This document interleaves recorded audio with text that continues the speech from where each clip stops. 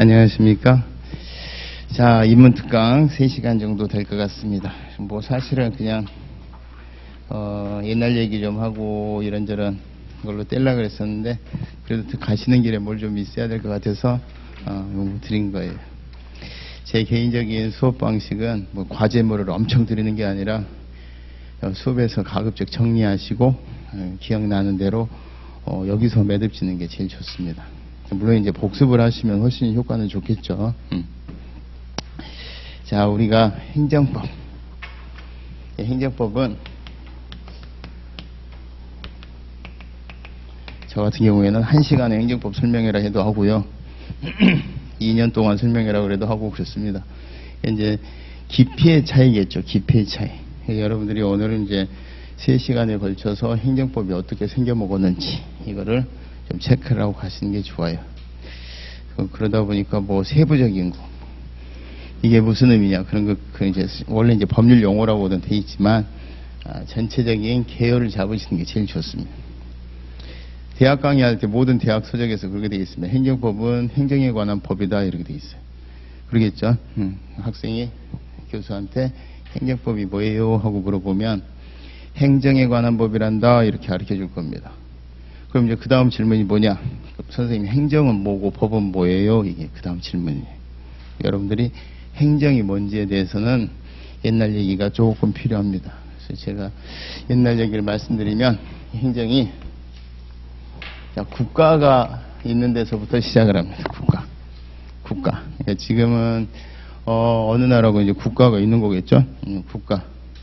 자, 그럼 국가를 우리가 어떻게 국가가 뭐냐 그러면은 이제 독일 법학을 개수를 해서 정의를 내려줘야 돼. 국가가 되려면 3가지 요소가 필요합니다. 그래요. 그래서 3가지 요소가 영토가 있고요. 그걸 구성하고 있는 인적 요소가 있습니다. 국민이 있습니다. 대개 이제 이런 것은 눈에 보이죠. 우리 한반도, 우리 국민 5,200만. 눈에 안 보이는 게 이거예요. 주권이라는 거, 주권. 이 3가지가 있으면 우리가 국가다 이렇게 얘기를 합니다. 지금 전쟁 중에 있는 전쟁이 일어난 것 같죠. 이스라엘하고 팔레스타인이 같은 지역에서 있지만 이스라엘은 국가로 봐요. 이 주권이 영토도 있고 국민도 있는데 이 주권이 자기들끼리만 인정되는 게 아니라 대외적으로 승인을 받아야 되죠.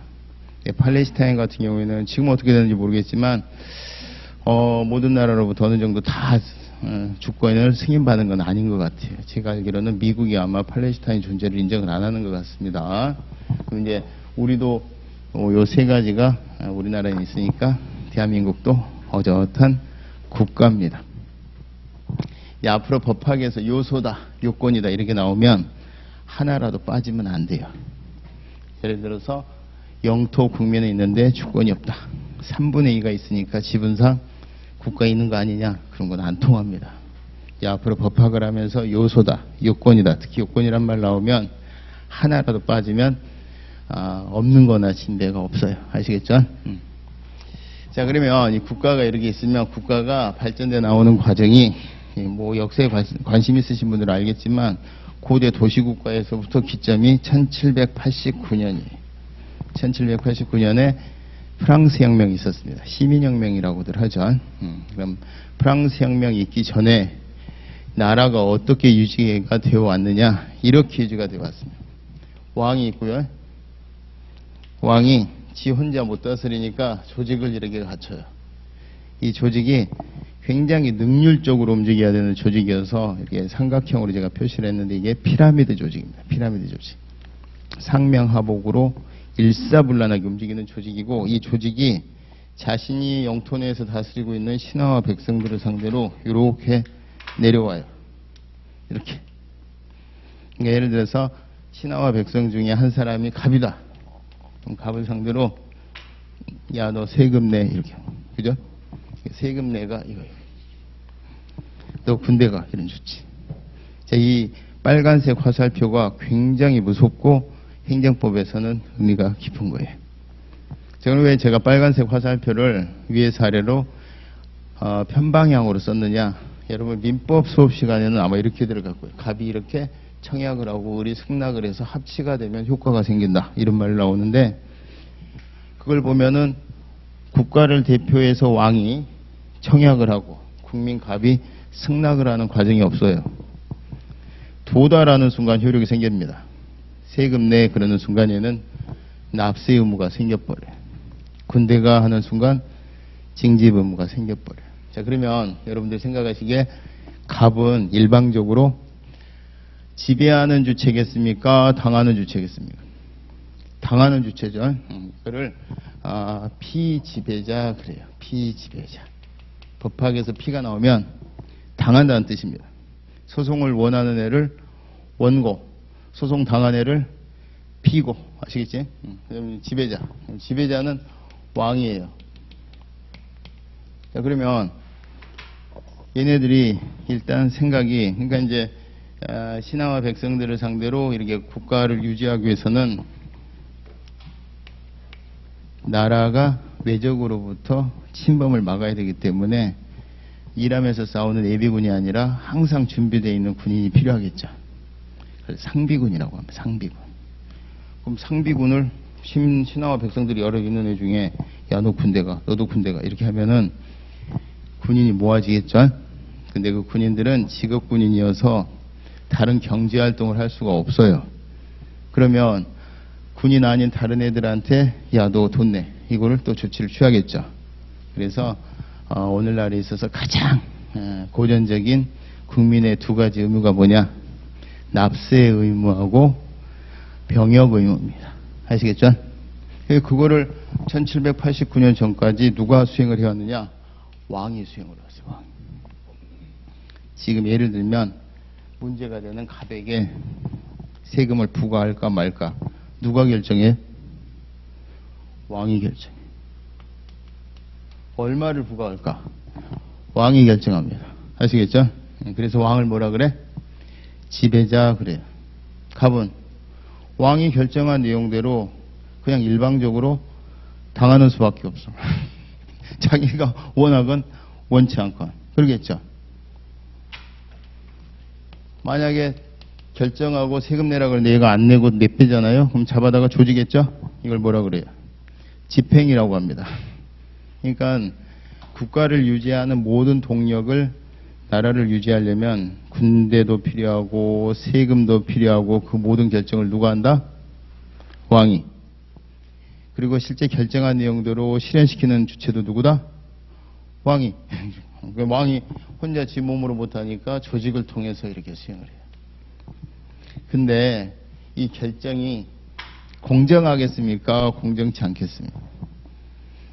역사적으로 대부분 공정치가 않았어요.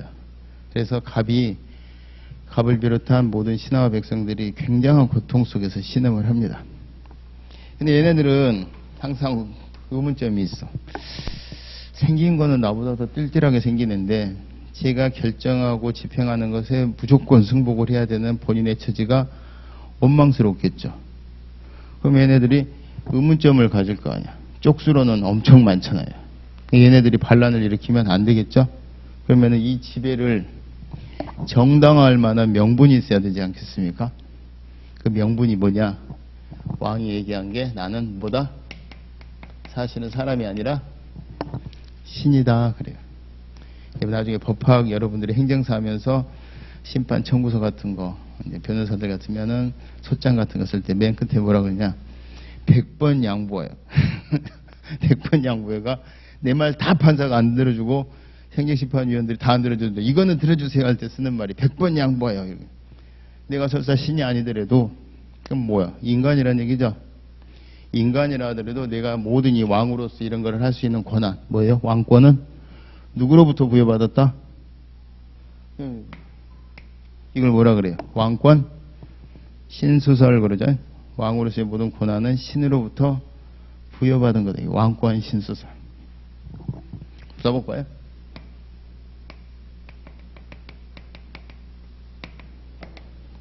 왕권 신수설.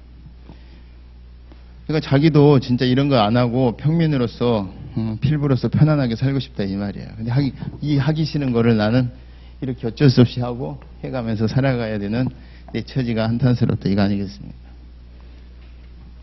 얘네들은 아 그런가 이렇게 생각을 하겠죠.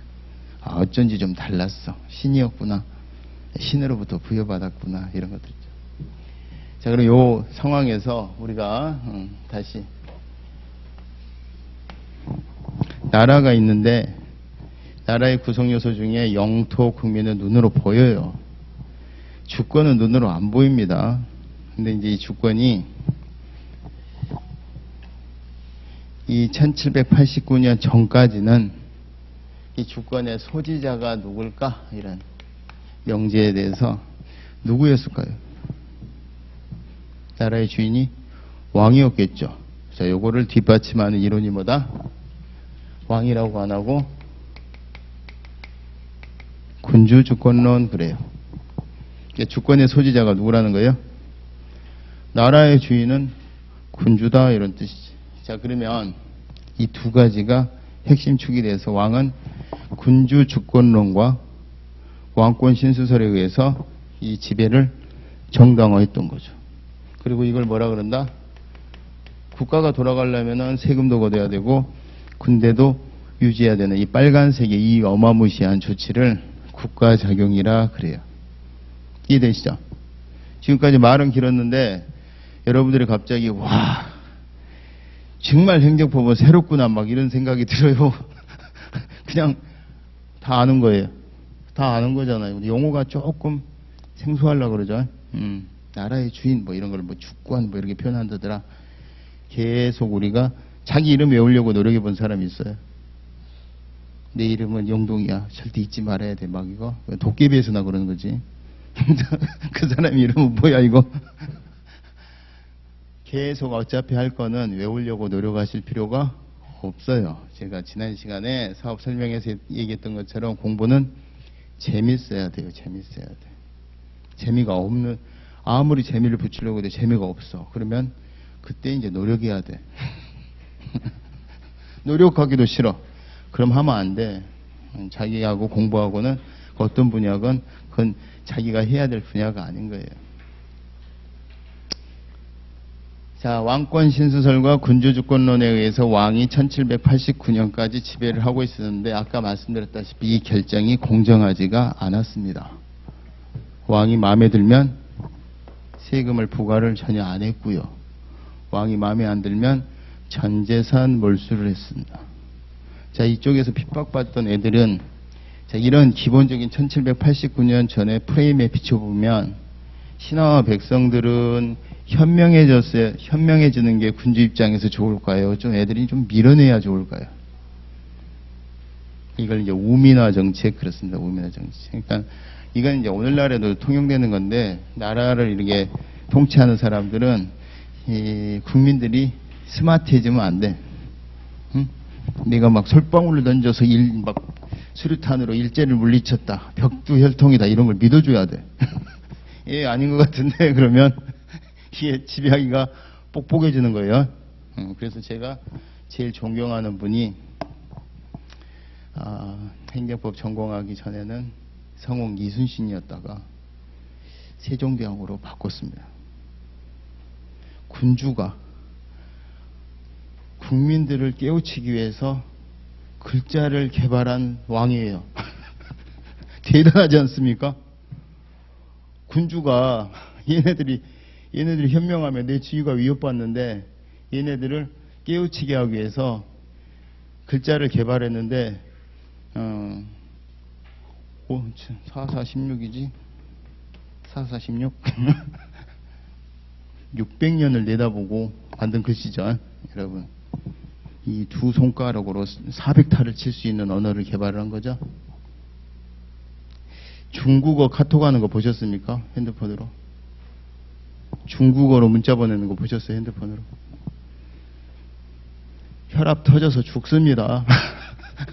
영어도 그래.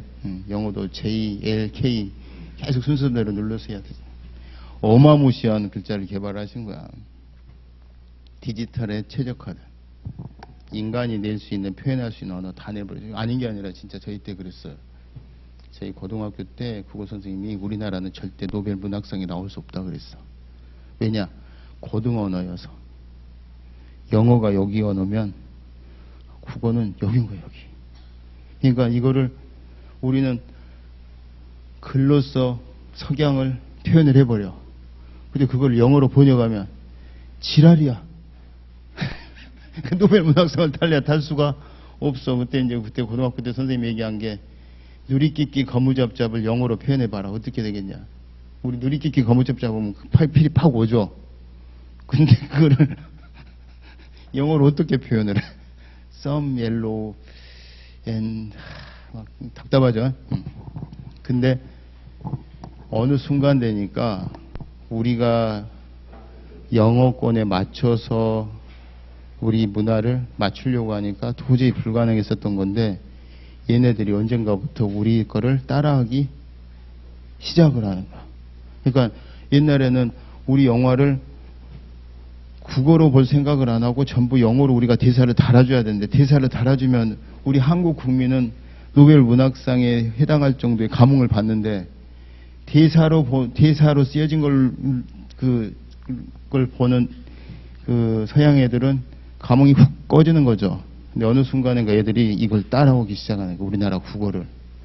그러면서부터 우리 K컬처가 기가 막히게 지금 막 승승가도를 달리죠. 그러니까 이거를 K컬처가 쉽사리 일본이나 중국에 따라잡힐 수 없는 언어라 그래요. 일본어는 영어보다 여기고 중국어는 더 밑에요. 아시겠죠? 국뽕에 취해서 삽니다. 근데 요 기본적인 패턴화에서 이 결정이 너무 자의적이어서 너무 핍박을 받았던 거예요.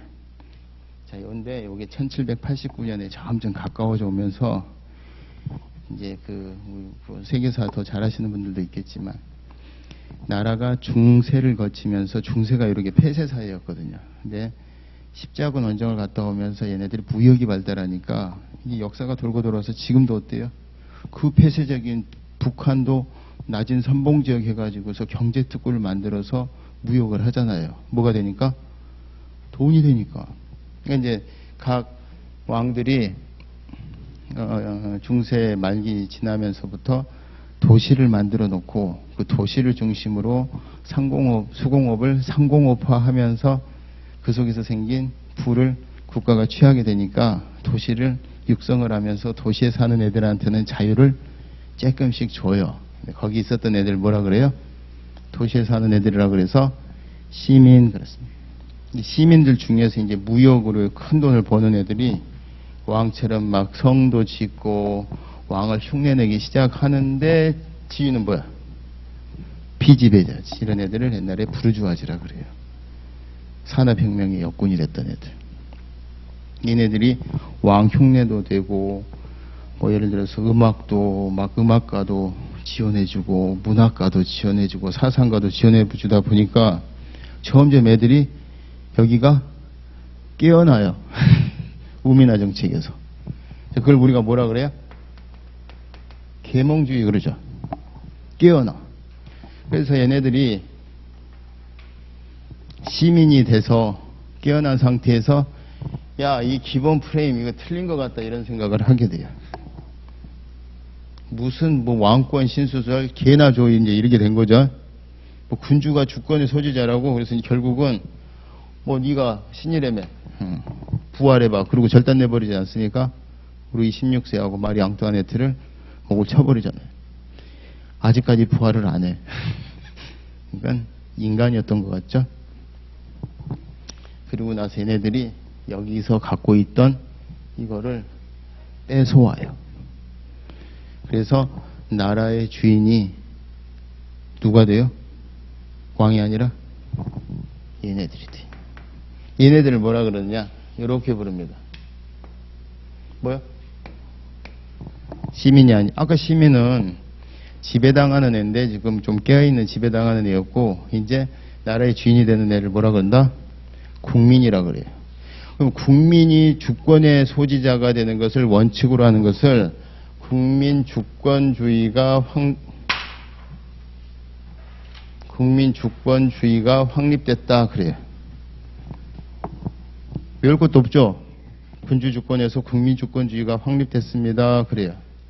근데 법률 용어는 이 여러 가지 의의를 줄이면 더 이상 못 줄일 때까지 줄이면 법률 용어가 되는 거예요. 그래서 국민이 주권의 소지자가 되는 것을 원칙으로 삼는 사상 또는 주의를 국민주권주의라 그러고, 자, 국민주권주의 6글자인데 더 줄여보세요. 숨은 그림 찾기. 뭐예요? 그렇죠. 더 줄이면 민주. 더 줄이면 못 줄여. 아시겠죠? 국민주권주의가 확립이 되고, 이거를 국민주권주의가 확립이 된 상태에서 이제 국민들이 주인이 된 거예요. 그럼 얘는 이제 날아갔죠. 자, 그럼 날아갔는데, 자, 여기서 이거는 해야 돼, 안 해야 돼? 이거 없으면 나라 망하죠. 군대 보내는 조치고 세금 거는 조치인데, 이거 옛날에 누가 했어요? 왕이 결정하고 집행했잖아. 근데 지금 왕이 날아갔죠. 근데 지금 왕의 역할을 누가 해야 돼? 얘네가 해야 되지. 근데 국민은 한 명이에요, 다수예요? 여기서 이제 문제가 터져요. 우리나라로 치면 몇 명이에요? 5,200만이죠. 자, 그러면 지금 봉천동에 사는 박서방 세금 얼마 거둘까? 세금 부과할까 말까? 세금 얼마 거둘까? 옛날에 왕일 때는 어떻게 했어요? 지가 결정하면 됐죠. 5,200만이 결정해야 돼? 결정이 되겠어요? 되긴 하겠지. 우리 현 살아생전에 이거 생각하시면 돼. 혼자서 메뉴 결정해. 내가 점심 뭐 먹을까? 둘이서 결정하면 쉬워 안 쉬워? 너 뭐 먹을래? 나 짜장면. 나 회덮밥. 이래 씨. 그럼 회덮밥이랑 짜장면이랑 파는 집 찾아야 되잖아. 3명이면 더 골 때리죠. 5,200만이 껌껌이 결정한다고 한번 생각을 해봐요. 실제 그러게 했어. 그래서 이 소지자가 국민 주권주의가 확립이 되고, 1번, 2번. 자, 행사 방법은, 주권을 행사하는 방법은 뭘 어떻게 해? 그냥 국민이 직접 하면 되지. 이걸 뭐라 그래요? 무슨 민주제? 이걸 직접 민주제라 그래. 국민이 전체가 모여서 결정을 해요. 우리 헌법 개정할까 말까 그런 거 이런 거 해요. 대통령 뽑는 건 어쩔 수 없이 국민이 스스로 결정해야 되죠. 근데 요거는 부득이하게 어쩔 수 없이 하는 거고, 현대같이 국가가 해야 될 일이 많아지는 상황에서는 직접 민주제가 불가능해지겠죠. 5,200만이 껌껌이 갑에 대해서 세금을 얼마를 부과해야 돼, 군대를 누굴 보내야 돼, 이거를 5,200만이 무슨 상암동 월드컵 경기장에 모여서 하듯이 그렇게 결정할 수가 없잖아. 실제 1789년에 시민혁명, 이 시민혁명에 의해서 이걸 이제 만들어낸 프랑스를 배경으로 설명할, 프랑스는 실제 그렇게 다 해봤어요. 나중에 프랑스는 하다 지쳐서 시민혁명으로 국민주권주의를 확립한 프랑스가, 야, 차라리 옛날에 왕일 때가 좋았어. 그래서 기어가 거꾸로 들어가서 백으로 가버려. 그래서 나중에 누가 나와요? 황제가 나와, 황제가. 보나파르트 나폴레옹 1세라고 하는 황제가 나옵니다, 황제가. 아시겠죠? 우리나라는 이제 불행하지만, 근대화에 늦어져서 우리는 그런 과정을 다 프랑스에서 온몸으로 경험했던 걸 우리는 늦게나마 좋은 것만 따오면 될 거 아니에요. 그래서 이 결정하고 집행하는 거를 직접 하지 말고 결정하고 집행할 수 있는 심부름꾼을 하나 뽑자, 이런 생각을 한 거예요. 5,200만이 주인인데 이걸 스스로 결정해서 집행할 수 있는 심부름꾼을 뽑자, 이 말이죠. 그러면 심부름꾼을 한 명을 뽑겠어, 여러 명을 뽑겠어? 다수의 불편함을 10분 경험을 한 그 이후의 대책이기 때문에 한 명을 뽑겠죠. 그 한 명이 뭐다? 이름이 뭐예요? 대통령이라는 애를 한 명을 뽑아요.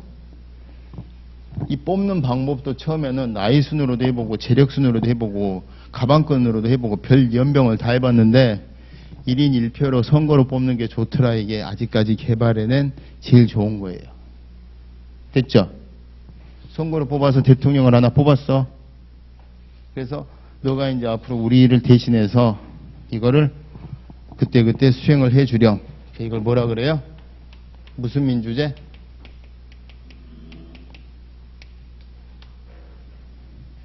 그래서 선거로 뽑아서 대통령에게 이 권한을 넘겨주는데 이 권한을 넘겨주는 걸 위임이라 그래요. 국민으로부터 권한을 위임받은 대통령이 그것을 이제 국민 개개인을 상대로 행사하기 시작을 하는데 결정하고 집행을 하는데 자 이게 주인님 세금 좀 내주세요 하고 응 알았어 이렇게 청약과 승낙에서 합치됐을 때 국민에게 의무가 생긴다 그러면은 이게 또 나라가 안 돌아갈 거 아니에요. 주인님 좀 세금 좀 내주셔야 되는데 응 알았어 근데 내가 지금 돈이 없거든 좀 기다려 이럴 거 아니야. 주인님 좀 군대 가셔야 되는데 내가 모르니 지금 여자친구랑 싸우고 왔는데 좀 기다려 뭐 이럴 거 아니야. 그러니까 이 권한을 국민 전체 권한을 공익이라는 이름으로 힘을 실어줘요. 그러다 보면 대통령이 엄청 권한이 세집니다. 아시겠죠? 그 세진 권한을 가지고 강압적으로 주인이더라도 일방적으로 군대가 세금 내 이렇게 이제 하는 조치를 할 수 있도록 정당화하는 근거가 이제는 왕권 신수설 이런 게 아니라 국민이 위임을 한 거, 위임 위탁을 한 거예요. 그래서 이걸 이제 얘가 대신해서 행사를 합니다. 아시겠죠? 우리나라는 누구? 서결이 형이 해. 막 하다 보니까 이게 처음에는 우리가 착하다고 뽑아놨는데 권력을 이렇게 갖고 있다 보니까 이게 항상 권력이 썩어요. 액튼이라는 사람이 절대 권력은 절대 부패한다 이렇게 명언을 남겼어요. 액튼경이라서 이 앞에 절대 앱솔루트 요것도 앱솔루트인데 앞에 절대는 우리 조금 어휘가 달라요. 이거 절대는 막강하다는 의미의 절대고 이 절대는 예외가 없다는 뜻이에요. 그러니까 권력이 어마어마하게 집중되면 동서고금을 막론하고 역사적으로 보면 이 권력은 항상 썩는다는 거예요. 세종대왕형 빼고. 아시겠지? 우리가 예외가 있는 걸 뭐라 그래요? 원칙이라 그래요. 원칙에는 뭐가 있어요? 예외가 있어. 절대는 예외가 없어요. 그래서 법을 전공한 사람들은 절대란 말을 절대 안 씁니다. 내가 우리 와이프에 대한 식지 않는 이 마음은 원칙일까요? 절대일까요? 원칙이에요. 언제고 내 영혼의 단짝이 나타날 사정변경이라는 게 있기 때문에 뭐 손에 장을 지지고 이런 말 잘 안 합니다. 아시겠지? 우리 혹시라도 앞으로 원칙 그러면 예외가 있다. 절대란 말 나오면 대부분 예외가 없는 걸 얘기한다. 지금 이런 게 하나하나가 다 지금 법률 용어예요, 여러분. 저기 우리 밖에 나가서 명동 쇼핑할 때 쓰는 용어들이 아니에요. 근데 이 용어들이 막 어렵습니까? 지금까지 쓴 걸로 보면은 할만하죠. 할만한 게 아니라 다 알고 계신 것들이야. 다 알고 계신 것들. 썩습니다, 얘가. 얘가 썩어서 알고 봤더니 우리가 주인이 돼서 뽑아놓은 애가 어느새 부패한 왕이 돼 있는 거예요. 자, 이게 지금 전쟁이 일어날랑 말랑하는 저 서남아시아에서 계속 옛날에 이집트, 요르단, 예멘, 자스민 혁명이라 그래서 군부로부터 막 시민들이 혁명을 통해서 주권을 쟁취했다고 좋아라 그랬는데 지금 어때요? 친정부권, 반정부권 해가지고 막 서로 싸우고 있죠. 그리고 지중해 넘어서 막 난민으로 배 타고 그 험악하게 생명 걸고 넘어오지 않습니까? 얘가 썩어. 그럼 얘가 어느 순간에 썩은 왕이 돼 있어. 아니 그래도 옛날에 왕하고는 다르지. 우리가 주인인데 그럼 뭐예요? 우리가 이런저런 사정으로 걔한테 권한을 다 위임해 놓고 걔가 이미 썩었으면 옛날에 부패한 왕하고 진배가 없게 되죠. 자, 그럼 이런 속에서 인문 사회학자들이 답을 내놔야지. 그 답이 뭐냐? 요거를 안 하면 되죠. 요거 안 하면 나라가 망하죠. 외침에 의해서. 요걸 하긴 해야지. 근데 우리가 주인이니까 직접 했는데 너무 불편하잖아. 그럼 이제 간제민주제로 가야 되는데 간제민주제 가면 얘가 맨날 썩잖아.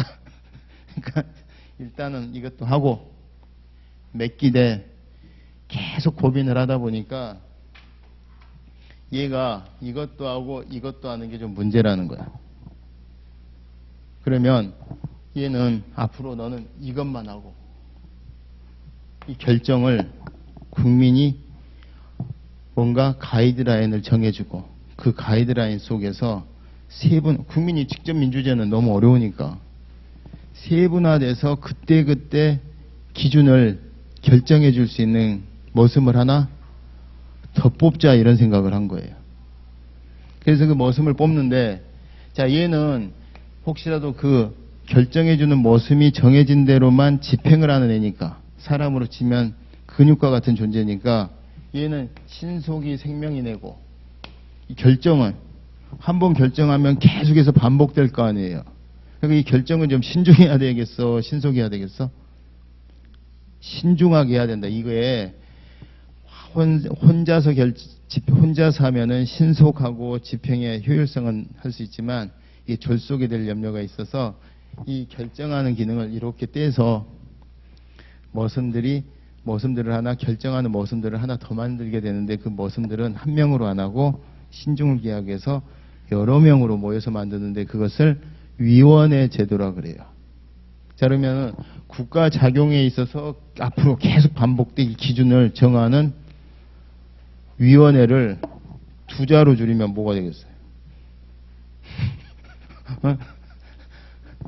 국가 작용에 있어서 중요한 기준을 결정하는 위원회. 이게 뭐야? 아시겠죠? 그래서 국민들이 머슴을 하나 더 뽑아요. 여기서 만든 그 기준을 뭐라 그러느냐? 뭐라 그래? 법률이라 그래. 국회가 뭐 조약안 동의하고 뭐 이런 여러 가지 예산안도 만들고 이런 여러 가지 기능이 있지만 국회의 본연의 기능은 뭐다? 얘가 앞으로 집행할 기준을 정해주는 데예요. 그럼 여기서 한 번 정하면 이 기준이 정해진 대로 얘는 계속 반복해서 그 기준에 따라서 집행을 하게 되는 거예요. 결정 기능이 이쪽으로 오게 됩니다. 자 그러면은 국가의 권력이 뭉쳐진 것 같아요? 나눠진 것 같아요? 이걸 뭐라 그래요? 권력 분립이라 그래. 권력이 나눠지는 거죠. 권력이 나눠지면 힘은 항상 약화돼요. 아시겠죠? 자 여기까지 생각하신 분이 존 로크라는 분이에요. 그래서 앞으로 얘가 기준 정해준 대로 너는 집행만 해 이렇게 하니까 훨씬 좋더라는 거예요. 아시겠죠? 썩을 일이 없더라는 얘기지. 서로 견제 균형해가면서. 이 머슴이 근데 머슴으로 치면 이쪽 머슴하고 이쪽 머슴하고 하면 어느 게 더 1등 머슴이겠어? 얘가 정해준 대로 얘는 따라야 되니까 얘가 조금 더 위겠죠? 믿음이 더 가는 거지. 우리나라 지금 국회의원 몇 명? 300명. 국회에서는 이 법률 건건이 기준을 정하는 게 신속해야 돼요? 신중해야 돼요? 그러니까 시간이 오래 걸리는 게 좋아? 늦게 걸리는 게 좋아? 그런 면에서 우리 국회는 A+. A+. 근데 왜 욕을 해? 각 분야별로 계속해서 심사숙고해서 정해져야 되는데 우리 국회의원들은 이슈 법안 내지는 이슈가 하나 터지면 그거 갖고 1년 내내 싸워. 그러다가 나중에 이제 뭐 총선이 다가오거나 대선이 다가오거나 국민들에게 이제 심판을 받는 날이 오면은 야씨 이러다가 둘 다 망하겠다. 빨리 통과시키자 그래갖고 안건이 막 법률안이 막 수십 건이 하루에 통과해버려. 꾸러미로. 자 그러면 이게 신중해야겠어요? 신속하겠어? 1년 내내 4대강 갖고 싸우다가 어느 날 갑자기 막 50건씩 통과해버려. 옛날에는 국회의원들이 국회의사당에서 법률안이 한 건씩 통과될 때 내가 국회의장이면 법률안 제 1234호 자 찬성하시는 의원님께서는 일어서 주시기 바랍니다. 그럼 다 일어서 기립하여 주시기 바랍니다. 왜? 뭔가 법률 안에 있어서 자기가 일어서는 게 상징적인 의미가 있어. 막 이상한 법 있잖아. 국회의원들 세비 올리는 법. 막 이거 일어서려면 얘가 화끈거려 안 화끈거려? 이런 게 있었어. 근데 그러다 보니까 쪽팔리잖아. 법률 만드는 애가 지들이니까 어느 날부터 기립을 원칙으로 하는 것을 이걸로 바꿨어. 이거. 그래서 전광판에 초록불이 들어오면 되는 거. 좌우지간 우리나라 이제 국회의원들도 이제 열심히 하는 국회의원들도 많아요. 국회의원 300명 많아 보입니까? 적어 보입니까? 제 개인적으로는 민주평화통일 자문위회가 민평통 자문회의가 보통 2만에서 3만 명 정도 됩니다. 의원들이. 국회의원들 한 2만 명으로 만들었으면 좋겠어요. 그러면 국회의원들의 권력이 세질까요? 약해질까요? 나누면 약해져. 1000명 정도는 현행범으로 체포해도 국회 아무 문제 없이 돌아가. 그 자리에서 체포해버려도. 무슨 말인지 아시겠어요? 근데 쟤네들 월급을 그러니까 최저임금에 맞춰줘야지. 그럼 이제 국회의원들이 막 2만 명이 모여서 로텐더홀에서 최저임금 인상하라 막 그러고 지들끼리 시위할 거 아니야. 그 시위하고 들어가서 지들이 통과하고.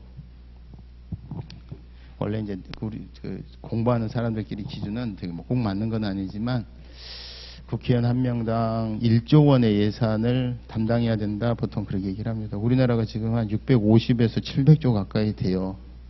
그럼 국회의원은 적정한 규모가 몇 명이다? 국회의원들 자꾸 뭐 월급 준다고 국회의원 더 많이 뽑으면 안 돼요. 그 말 누가 하는지 아세요? 국회의원들이에요. 많이 뽑으면 희소성이 떨어지니까 국회의원들 일 안 한다고 욕하니까 국회의원 정원 더 늘려서는 안 된다, 늘려서는 안 된다. 그런데 늘리면 어때? 세비를 반으로 깎으면 되지. 국회의원 의사당 공간 반으로 나누면 되고. 영동이 생각. 이 법률이에요. 여기서 이제 만든 기준에 따라서 얘는 집행만 하는 거예요.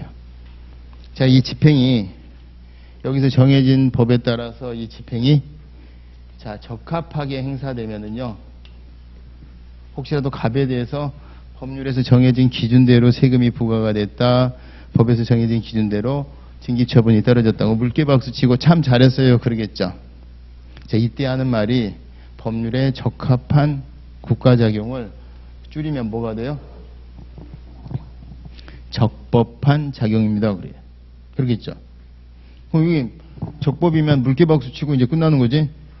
국민들을 위해서 여기서 정한 기준대로 하라 그러는데 그러겠으니까 참 잘했어요 하고 끝나는 거지. 그럼 행정법이 200페이지에서 끝나버리네. 근데 이게 법률에 위반하면 이걸 뭐라 그래요? 줄여서 위법한 작용이라고 그러고, 위법한 작용을 하면 국민 누군가는 반드시 상처를 입어요, 안 입어요? 입겠죠. 입었을 때 이 상처를 입은 애가 상처를 준 얘한테 가서 따져서 시정하는 거야말로 진정한 시정, 구제다라고 생각한 게 존 로크라는 분이에요. 존 로크라는 분은 이권 분립만 생각하셨어. 근데 얘가 조직이야, 조직. 일사불란하게 움직이는 조직인데, 여러분 우리 사회 용어로 조직은 깡패 아닙니까? 길 가다가 조직한테 맞았는데 아저씨 왜 나 때려요? 그리고 막 따지러 가서 그 조폭 보스한테 받는 사과야말로 진정한 사과. 그리고 조폭 따라갔다가 안 오는 사람들이 많아. 응? 그래서 생각한 게 제3의 공정한 기관, 구제를 해주는 기관을 찾아내자. 이걸 따로 두자. 이걸 생각한 게 크리스토퍼 몽테스키에라는 분입니다. 그래서 이제 크리스토퍼 몽테스키에 이르러서 우리 국가 권력이 몇 개로 나눠져요? 이권 분립, 삼권 분립. 3개로 나눠지게 돼요. 3개로. 3개로 나눠져서 국가 작용이 국회에서 법률을 만드는 작용, 국회에서 만드는 법에 따라서 집행하는 작용, 그 집행이 법률에 적합한지 위반됐는지 판단 선언하는 작용. 그래서 이거를 자 여기서는 법을 정립하는 작용을 수행하고, 여기서는 이 정립된 법에 따라서 집행하는 작용을 수행하고, 여기는 혹시라도 이 집행이 법률에 적합했었는지 위반했었는지 이 법에 따라서 이것이 옳고 그름을 판단 선언하는 작용을 하더라. 자, 이렇게 하는데 이걸 또 줄이겠죠. 자, 이거 두 자로 줄이면 뭐가 돼? 뭐? 입법이에요, 입법. 법을 정립한다 그래서 입법 그랬습니다. 여기 뭐가 되겠죠? 집행. 근데 이거를 정책적으로 집행한다. 여기서 행정이란 말이 나와요. 아시겠죠? 여기는 뭐? 이 판단 선언하는 것을 한문으로 쓰면 이렇게 씁니다. 옛날에 사헌부 사관원 할 때 사. 그래서 이거는 법사가 아니라 앞자 뒤자 빼서 사법이라 그래요. 자, 그러면 국가작용이 이제는 입법부, 행정부, 뭐 사법부 세 개로 나눠지게 되겠죠. 행정부가 길어서 두 자로 또 줄여요. 행정부가 길어서 두 자로 줄이면 뭐가 되겠어? 가버먼트. 정부예요, 정부. 그래서 얘네들 이렇게 구성하라고 국회에서 만든 법률이 행정부 조직법이 아니라 뭐예요? 정부 조직법 그래요. 국회는 하나밖에 없으니까 국회법이고 법원은 1심, 2심, 3심, 지방법원, 고등법원, 대법원 있으니까 법원조직법 이런 것도 있는 거예요. 자, 그럼 제가 말이 길었는데 이제는 이 빨간 화살표를 국가작용이라고 안 하고 뭐라 그래요? 행정작용 그렇습니다. 그럴만하죠? 왜? 세 개로 나눠져 있으니까. 자, 그럼 여기 다시 한번 볼까요? 내 말이 맞나 안 맞나 봐. 행정부에서 하는 행정작용. 지금 문제가 된 국민각. 한 사람에게. 자, 이게 국회에서 만든 법률에 적합해야 됩니다. 그러면 그리고 이것의 옳고 그르고가 시비에 걸리면 법원에서 판단 선언합니다. 이렇게 돼 있단 말이에요. 자, 그러면 이렇게 보면 이제는 행정부가 뭐의 지배를 받아요? 여기서 하라 그러면은 해야 돼, 안 해야 돼? 세금 앞으로 전 국민에 대해서 이 기준으로 거둬라 그러면은 얘는 거둬야 돼, 안 거둬야 돼? A라는 공무원이 국세청에 오늘 첫 출근했어. 근데 나더러 이걸 하래. 딱 하려고 봤더니 우리 집이야. 아침에 엄마 막 한숨 소리 듣고 출근했는데 해야 돼, 안 해야 돼? 안 해? 해야 돼. 이래서 이 행정부가 지 마음대로 못하고 뭐의 지배를 받아요? 법에서 정한 대로 꿇어야 돼. 이걸 법의 지배라 그러고, 자, 한문으로 하면은 뭐가 되겠죠? 뭐?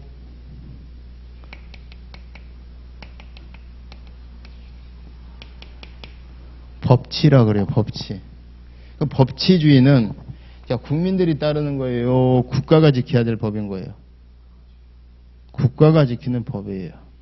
그래서 국회에서 이 법률 중에서 국가가 앞으로 수행을 할 때는 이런 식으로 해라라고 정한 것을 그 중에서 특히 국회나 법원에서 하는 거 말고 행정부에서 하는 거를 정한 법을 뭐라 그런다? 행정법. 그러고 행정법은 법치주의의 지배를 받습니다. 그래요. 그러면 국회에서는 법률을 만들 때 이 국민들끼리 서로 갑하고 을 사이에서 서로 돈 빌려주고 돈 꿔가고 또 친구 애를 낳고 애에 대해서 애를 낳으면은 뭐 보호하고 교양하고 이런 것에 대해서 또 정한 게 있겠어요, 없겠어요? 돈 빌리면 갚아라 이런 거 정해놓은 법이 있겠죠. 그럼 국회에서 만든 이 법을 국민들에 대해서 정하는 법을 뭐라 그래? 민법 그래. 민법은 사인들끼리의 규율 관계를 정하는 법이에요. 근데 그래서 이 민법을 비롯한 이런 대표적인 법들을 뭐라 그러냐? 우리가 무슨 법? 사법이라 그러고 이런 걸 뭐라 그래? 그래서 행정법은 뭐다? 공법이에요. 자, 그럼 제 말이 맞나 안 맞나 보세요. 행정법은 공법이고 뭐의 지배를 받는다? 여기죠. 여기는 법치라고 안 하고 뭐라 그래? 사적 자치 원칙이란 말 들어보셨어? 아니 민법도 법인데 왜 법치라고 안 하고 자치라고 한대? 자, 우리가 독일 애들은 분석하기 좋아하잖아요. 이게 다 독일 법학이야. 독일 애들은 우리가 행위를 하면은 책임을 져야 되는 것으로 규정을 하고, 이 책임이 도덕적인 책임이 있고, 도덕적인 책임 중에서 최소한 이거는 반드시 지키자를 법적 책임으로 해놓고, 이 법적 책임에 사법적인 책임을 민사상 책임이라 그리고 공법적인 책임을 행정상 책임 그래요. 이해되죠? 그러면 이거랑 도덕적인 책임이랑 법적 책임이랑 차이가 어떤 차이가 있어요? 이거는 강제성이 없고 이거는 강제성이 있는 거예요. 부모한테 효도하라고 그러는데 조금 엄마한테 이번 추석 때 못 찾아보겠어. 좀 마음 아프고 말지. 근데 부모를 못 찾아뵌 게 아니라 엄마를 막 산에 내다 버렸어. 그럼 그놈 처벌해야 돼, 안 해야 돼? 그게 민사상의 책임이고, 이거는 사적 자치라 그러고, 여기는 법치라 그러고, 국가가 지키는 거고, 그 다음에 그 과정에서 진짜 해서는 안 될 거를 형사상 책임이라 그래요. 범죄. 자, 그러면 이 자치하고 법치 차이를 말씀드리기 전에, 아니 민법도 법이고 행정법도 법인데 이 책임이, 법적 책임은 다른 말로 권리 의무로 나타나게 되는데, 요게 아니라 여기에 포커스를 두고 행위를 할 때, 자, 민사상의 영역은 이 행위를 하고 안 하고가 뭐다? 지 맘대로예요. 근데 여기는 지 맘대로가 아니야. 이 차이가 무슨 얘기냐? 아까 국세청 공무원으로 출근한 A가 여기 영역에 해당하겠죠. 얘는 아까 이 세금 부과 행위를 하기 싫어도 해야 된다, 안 해야 된다? 해야 되죠. 여기는 여러분들 이제 김효업 선생님이 가르치겠지.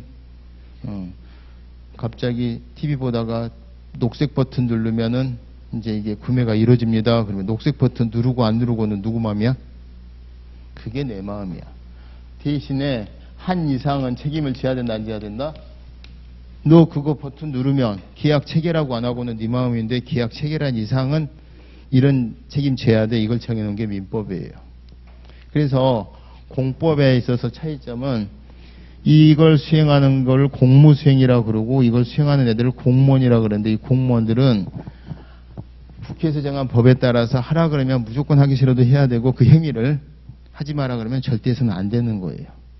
자, 그러면 여러분들 혹시라도 공무원들 입에서 법치주의를 자꾸 강조하는 거는 내가 앞으로 법을 지키겠다는 거지, 국민들에 대해서 법을 지키라고 강요하는 것은 옛날에 왕이 하는 짓이에요.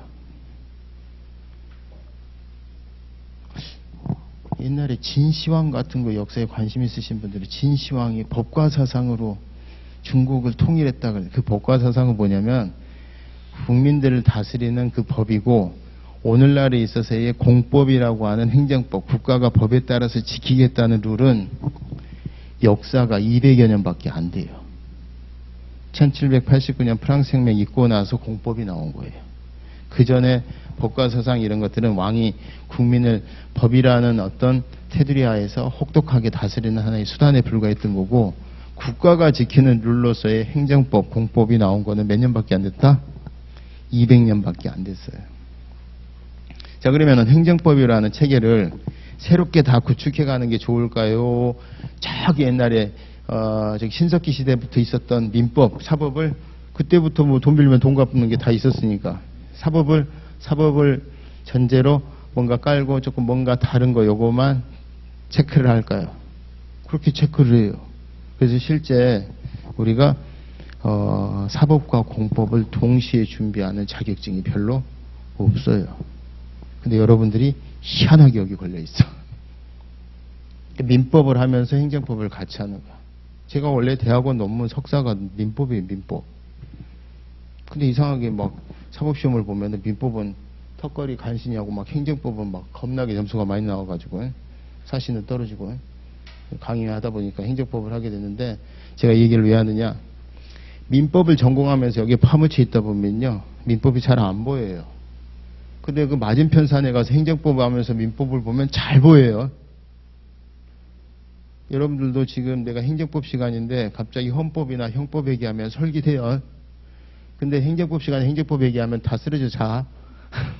이게 이렇게 민법하고 행정법을 같이 하면요. 굉장히 시너지 효과가 커요. 행정법 잘 하려면 행정법은 결국 80%는 민법에서 빌려오고 나머지 한 15%는 민사소송법에서 빌려오고 나머지 5%는 형법, 헌법, 그리고 그 밑바탕에 헌법이 깔려있는 게 행정법이에요. 그래서 행정법은 차용법학이라고 합니다. 여러분들 지금까지 얘기한 게 뭐다? 아, 행정법이 이런 거구나. 그러면 항상 1시간 동안 어지러놨으면 정리를 해야 돼. 그리고 오늘 보고 나는 절대 안 잊어버릴 거야. 자, 그러면은 제가 천천히 그렇게 머릿속에 뭐가 지나가나 봐요. 국가를 유지하기 위해서 행정부라는 게 있고, 행정부가 국민은 엄청 많지. 근데 국민 개개인을 상대로, 국민 중에 한 사람을 예를 들어서 이 사람을 상대로 뭔가 이 작용을 펼치는 거. 그리고 이걸 행정작용이라 그러고, 이 행정작용이 오늘날에는 대통령이나 무슨 행정부 공무원들의 자의적으로 결정하는 게 아니라 누가 정하는 방법에 따라서 국민들이 또 새롭게 뽑은 국회에서 정한 이 기준에 따라서, 자, 이걸 뭐라 그런다? 무슨 주의? 법치주의가 완성됐다. 그리고 요 국민에 대한 이 처분이 옳고 그르고가 혹시라도 시비가 붙게 되면 최종적인 판단 선언은 어디서 한다? 법원에서 한다. 그래서 국가 권력이 입법부와 행정부와 사법은 이제 공법 사법이랑 헷갈리니까 한문으로 제가 써요. 사법으로 세 가지로 나눠져 있고 이게 권력 분립의 가장 기본적인 거다. 그럼 이 권력 분립은 그 자체가 목적이다, 수단이다? 수단이고 목적은 뭐다? 나라의 주인이 국민 개개인의 권리 중에서도 가장 기본된 권리를 보장하는 것이 뭐다? 목적이에요. 그래서 여러분들 뉴스나 어떤 대학 교수나 그런 패널들이 나와서 하는 얘기가 국가의 목적은 뭐라는 거예요? 국민의 생명과 신체를 지켜주는 게 국가의 목적인데 국가가 그 기능을 못하면 국가는 국가로서의 기능을 제대로 못하는 거다야. 그러니까 예를 들어서 국민이 어디 가서 사고를 당하고 이런 것을 혹시라도 국가가 제대로 못하는 건 다 누구 책임이다? 국가 책임이다. 그래서 오는 수단. 그래서 국민의 기본권 보장을 위해서 이렇게 요게 필요하고 요게 오늘날에는 법치주의라는 게 통해서 이렇게 세 개로 나눠져 있다라는 거예요. 자, 그럼 민주주의가 우선이에요? 법치주의가 우선이에요? 민주주의가 있고 그걸 실현하는 과정에서 법치주의가 나와요. 아시겠죠?